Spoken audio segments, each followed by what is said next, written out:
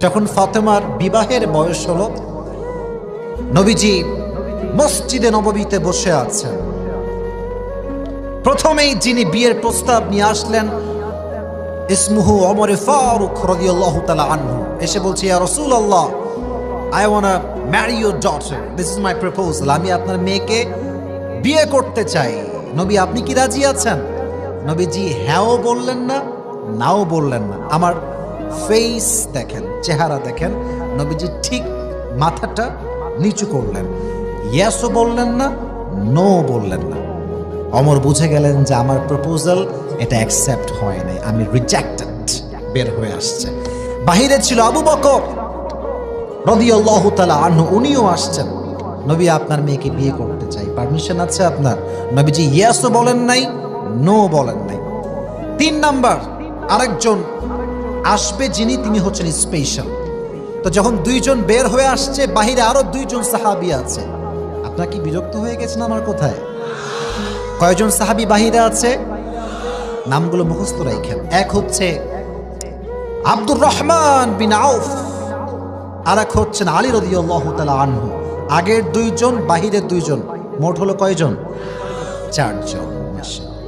তো দেখবেন বন্ধুরা একসঙ্গে হইলে বদমাইশের হাড্ডি সব আজকাল ছেলে পেলে কিছু আছে আল্লাহওয়ালা, দেখবে না ইয়ার মে লড়কি দেখনা হি নেই চাইতা, মুঝে মাফ কর।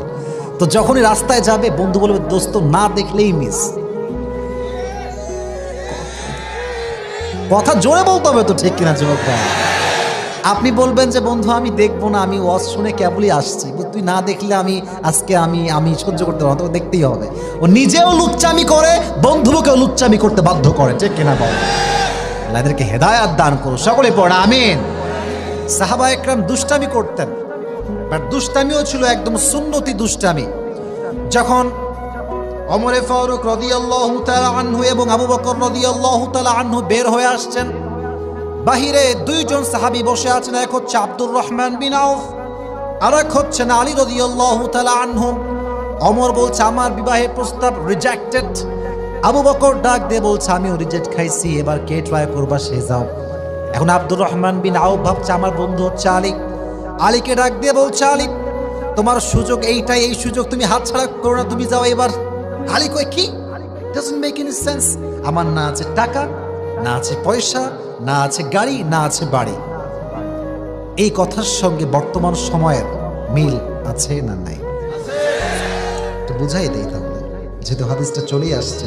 দেখবেন ছেলেরা যখন বিয়ে করতে চায়, আমরা খুব ভালো আসলে, কিন্তু আমাদের মনটা সাফ। আমরা মেয়ের থেকে টাকা পয়সা